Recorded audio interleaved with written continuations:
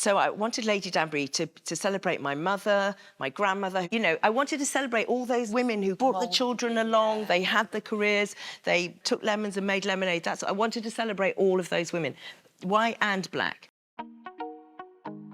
It seems like there has never been a better time to be a black British actor. From the small screen to Hollywood, we're killing it. Black women are on screen more than ever, but life on set can be challenging. I've assembled 3 British actors from the world of soap and drama for some real talk. Each of these women have a story to tell.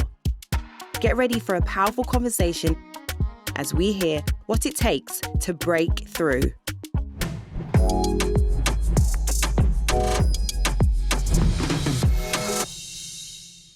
Okay, so let's welcome our panel. Today we are joined by 3 stars of the stage and screen. First up is a woman who has paved the way for many black women. From Hollywood to Bridgerton, it's actor, director and producer Adjoa Andoh. And you might know her as the bubbly and feisty DD from Coronation Street is Channique Sterling Brown. And last, but definitely not least, we have another Bridgerton star. It's the uber-talented Ruby Barker. Okay, ladies, let's get into it. So I wanted to ask you, ladies, what programme do you think is a breakthrough programme? Quickfire. Michaela Cole, chewing gum, obviously. Obviously. But it actually is Bridgerton. Like, I remember when I first watched it and I was like, this is a bit of me. Like, as a black woman, I was like, oh my gosh, a period drama. Like, that's not our thing, but there we are. And I love that. And like, it's not a TV show, but another show that I saw. I remember when I went to see Harry Potter and the Cursed Child, when it first debuted in the West End, huge Harry Potter fan, so I was buzzing, guys. I was on 3 devices to get those tickets. You know, casting came out, and obviously there was a whole conversation about, Noma's casting, but I was like, I don't care either way, I'm just excited to see the show. So Noma Dumezweni. Dumezweni, yes. Black woman who playing played Hermione, yes. And I went to see the show with my best friend, loved it, went to the stage door after, and saying hi to the cast, and I saw Noma, and I just burst into tears. And I was like, why am I crying? I'm so embarrassed. And she just held my hand and she just said, I know. And in that moment of actually meeting her, being there, I was just like, I love Hermione. I was a Hermione, a bookworm and smart and annoying and picked on for whatever. And I was like, I could be like this heroine character one day because of you. I didn't know how much I needed to see that until this moment, this interaction. And yeah, and she completely got it. We didn't even have to, we didn't share any words. I've not seen her since, love to see her again. But the weight of it, I was like, what you have done has just opened so many doors and meant so much to so many young black British women. That for me was a huge breakthrough. I don't think we should ever forget the power of the representation that we embody for people watching it. Yeah. We should never forget that. Yeah. And I have that with Lady Danbury, people I bet. of coming up. And, you know, I was in Atlanta last year and a security guard, big black guy, full uniform, give me the fall to the ground curtsy. But it was, you know, and it was just love. So genuine. The first black family on Corrie, that is a breakthrough. Yes, exactly. There's been black characters in Coronation Street, but the whole point of soaps is exactly what you said. It's the family feel, the family dynamics, that real life representation. And so for the Baileys to take so long to arrive on the street is crazy. But for me, it's also like a real privilege to be part of something that has so much history. So yeah, it's really special to be part of that. So you're part of the first black family in Coronation Street, and I believe it took 62 years for that to happen. Yeah. And even now thinking about it, I didn't ever see me on the screen. So do you feel like a sense of responsibility? Do you feel pressure? Because really you are the representation for loads of black women. The entire Black North. Right, that's what I'm saying. So is that a lot of pressure? I try and see it as more of a privilege than a pressure. Black women, we're not a monolith. Black Northerners are not a monolith either, you know. It's really important for me, for my character to not be defined by her race. I love that she is loud and annoying, but she's like super professional and a hot shot in the courtroom. Do you have a lot of women up north coming up to you and expressing how it is to see you on screen? What's that been like? I think one of my first experiences was I was at a show at the Lowry and this young girl came up to me and she like asked for a photo and she goes to me, oh, like, my cousins say you look like me. Oh my gosh, like I could have cried. I was like, I do look like you, like, yay. Like, it was just so sweet to me. And I was just like, that is such a special moment. When you started acting, did you ever imagine that you could be part of a period drama? No, I didn't. I loved period dramas. Oh my God, you know, the costumes, the language, the romance, you know, the soul, like all of it. I really, really, really wanted to be in a version or a part of that world, but I never thought that was an option because of the colour of my skin. And then Bridgerton came along and I had the opportunity to sort of step into that, you know, that world, and it was amazing. The part was just so incredible, and the scripts, the world that Shonda had and Chris Van Dusen had created, it was like nuts. I'd never seen anything like this. And I knew that this was going to be huge. Artistically, I wanted to play Marina. I had to play Marina. She was a bit of me. She got a lot of flack for essentially what everybody else was doing, which was trying to find an advantageous match. That's what I'm looking for in life. Same. Literally. So when you got the role for Lady Danbury, she's very regal, she's a boss. It was such a beautiful thing to see black women in that space. So I wanted Lady Danbury to celebrate my mother, my grandmother. You know, I wanted to celebrate all those women who brought the children along, they had the careers, they took lemons and made lemonade. I wanted to celebrate all of those women, white and black. Women driving their lives forward and having to make active choices so that they could laugh and dance and have a fag and have a drink and celebrate and navigate and spot the women who were struggling. Most of us may have had encounters with those women in our lives. And I wanted Lady Danbury to have a bit of going for them. I see you. And you did.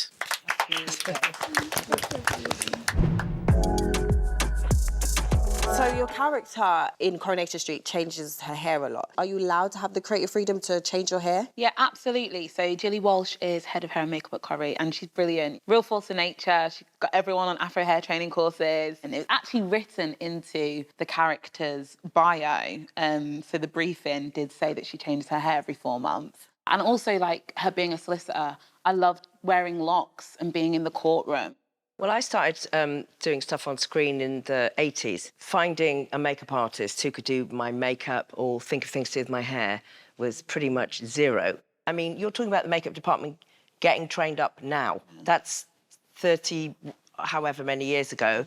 It was really not happening then. So I did my own makeup. I think things are changing. I still think it's pretty lousy. There's a way to go. If you're doing a makeup course, it should be standard that you are expecting to work in an industry, that there'll be a multiplicity of skin tones, hair textures, and you should be trained to do everything. I still find a lot of black actors who are making their own arrangements for their hair and going to their own... I have a barber in Brixton. I go to a lovely Ethiopian lady who can do anybody's hair. So there is a way to go. What about you ladies? How's your experience been being on Bridgerton? I did feel really well accommodated for. I was really happy with my hair and the looks, and they were iconic. I looked great. You know, thank you. Right? The hair was Lovely. It was giving.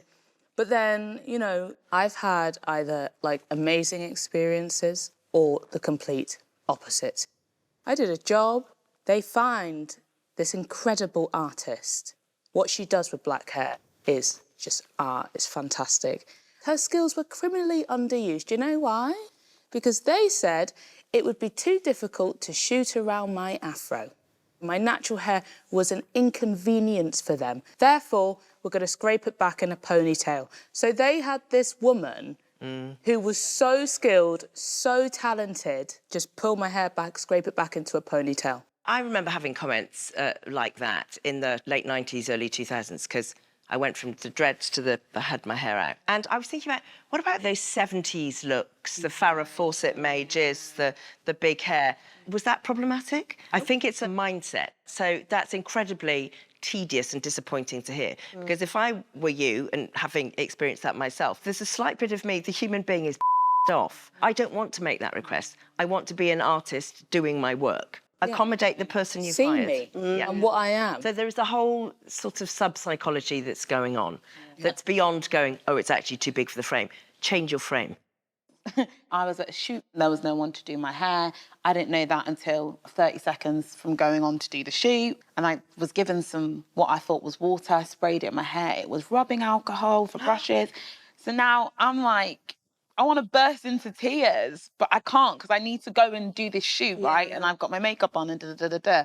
And it is so frustrating because you don't want to be that person who kicks off and is being difficult, especially as a black woman. I don't want to be that angry black woman, but I also feel like there's a responsibility to people higher up, because if you tell a makeup artist or a hair artist, unless you can do all my artists, I'm not hiring you, they're going to go and get the training. Indeed. Do you know what I mean? No one's losing a contract like Corrie or ITV or the NTAs. They're going to go and get the training. What's really upsetting about what you just said is I don't want to be painted into being the angry black woman. It's a stereotype that we have to navigate all the time. Actually, it was perfectly justified that you would be disappointed that you had not been accommodated. And it upset you, which is also the feeling that's absolutely justified as well. You know, having to suppress your correct response to a situation to avoid someone else's stereotype of us, that's madness. Choose your battles, isn't it? You have to be strategic. Yeah, definitely. Because you may be absolutely justified in everything that you're concerned about. The most important thing when you're a creative artist is that you make sure that the space you need to create is ring-fenced. You have to protect yourself from not getting swallowed up in what may be your justifiable rage, distress, upset. Bridgerton, I feel like, broke the mould when it came to showcasing black talent. Like, I remember watching it for the first time thinking, oh my gosh, there's so many black people and we are characters of status. We're not just, you know, like sometimes when you watch these kind of period dramas, we're always the help or something like that. But it wasn't that. We were it, you know. So how did that feel for you? I've been knocking around for a bajillion years now, and these opportunities don't come along every day. And when they come along, you have to pay attention and you have to decide what you want to communicate and how you want audiences to receive what you present. I just remember just really feeling transported by it. Such a beautiful show. It just covers so many complex characters. I understand you don't really like the term colourblind casting. I think it's offensive. Not only offensive, but inaccurate. When people say that, oh, it's so marvellous you're doing Bridgerton, it's colourblind casting. I think, what? Do you think I'm playing white? No, the colour you see is the colour I am. There is no not seeing my race. My race is front and centre, and I want you to see what you see. Right. Because I want to have the conversation with you that in history, we are presented in a fictional way constantly with a history that excludes our existence. 100%. And we have been here front and centre for a long time. I do object to that phrase. There's something in that phrase that also goes, it's all right, they're not really brown, it's okay. When people say I don't see colour, that in and of itself is a privileged thing to say. Like any privilege, light skin privilege or white privilege or even pretty privilege, I think it is about what you do with it as well. I'm really passionate about this subject, and when I first started doing the Zeze Millz stuff and giving my opinion on things, colorism was my go-to topic. Light-skinned privilege is a real thing. In all seriousness, you know, I'm of dual heritage, right? I have a white mother, my father's black. If you think about TV, commercials, films, you see lighter-skinned girls take up space far more because you are sort of perceived to be this palatable version of blackness. It's shocking. It sucks. It's disgusting. But that is real. So I know growing up, when I used to watch TV, I never really used to see the love interest as a darker-skinned woman, or, you know what I mean? It was always a lighter-skinned woman, or racially ambiguous, because racially ambiguous is the new thing now. Yeah. I remember when I was starting out, as a black woman, I don't know where my place is in this industry. Like, I'm not slim and curvy enough to be like the sexy black character. Right. I'm not big enough to be the fun, bubbly friend character. I'm not this, I'm not that. I don't fit any of those boxes as a black woman. I grew up in Glasgow, right? I always thought I was ugly. Really? For real, I'm genuinely not joking. I always thought I was ugly. Kids at school would draw sort of cartoonish pictures of me and my features with big frizzy afro, massive lips, big nose. And they would draw me like this. I never felt attractive as a teenager growing up. I was always comparing myself, you know, all of this sort of stuff. It was nice for me to be able to step into those shoes and be that character, because I was never beautiful. It's the schizophrenia that we are constantly having to navigate with everything. Am I being too angry? Am I too light? Am I too dark? And we constantly have to live in the duality of truth. And I think the weight of that takes its toll. So I want to flip that and say, we are magnificent nonetheless. Yeah.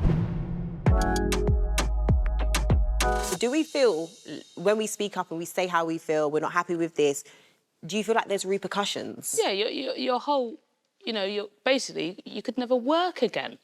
Or you could arrive back at your digs and your agent is stood in the shadows outside the door. With your P45. With your P45, yeah.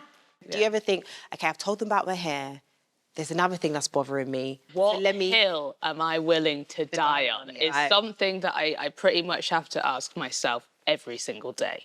Can I just add at this moment, lighting. Yeah. 110%. I mean, I've had days when I've walked onto set and I've just had to go, I'm sorry, but I am not the same colour as this lovely person who is blonde. If I walk into that light and I'm told one more time, it's OK, we'll fix it in post. Yeah. I don't want you to bleach me out in post. You make me feel like I'm not worth bothering about. Exactly. Yeah. And that's a really small child feeling of, it's not fair. But actually, that feeling can pertain your whole life. But you see, you have to find ways to protect yourself. Do you ever feel like you're not allowed to have a bad day as a black woman? Yes. And it's the nature of the industry anyway, trying to navigate that space as a black woman. It is also like, even when those cameras stop rolling, you're worried about how that then translates to everyone. And for me, I feel really privileged being at Coronation Street because you do get to know everyone really quickly. It's nice to be able to be your authentic self. What mind boggles me is, and everybody in this industry has, we have worked so hard to get where we are, to get in the room, to have this opportunity, to meet all of these people, creative people. Why on God's green earth would I do all that to come here and make your life difficult? Tell me, what's my... That's so true. Why would that be your And it's literally that simple, yeah. We are representing all black womanhood, all black humanhood. So you better be the best, you better be joyous, you better not have a bad moment. And so that's why we do the extra hurrahs when we do get in that space. And when we get in that space, and there's lots of us, so I'm even feeling it just sitting on the sofas with you three, it's like, well done, us. Good girls. And with all the distress that we feel, we have to keep the well done going because there'll be younger versions of us coming up. And what do you think we need to do to keep the changes happening and people not get lax? Because I do feel like out of time period, you know, like around 2020, everyone was like, we need to make sure all the black people are catered for. And now it's a bit like, you know, we're not... It's drying out. How do we keep applying the pressure so that we are still getting employed, the right people, you know what I mean? Well, I mean, obviously, we watched a black man be murdered on camera. That's what made a change. Right. There are sincere and good-hearted people who are actively working to make our industry more representative of the viewers. So we need more people making decisions. We need more commissioning editors from a variety of backgrounds, be that from differently abled people, trans people, the lesbian and gay community, different races. You know, it's a whole shamoling. Working class. We need that variety in front of the camera and behind the camera. Because just because something looks diverse on screen doesn't mean it is. doesn't mean it is. And we can have the conversation about how racism is terrible, but, you know, we all know that because Yeah.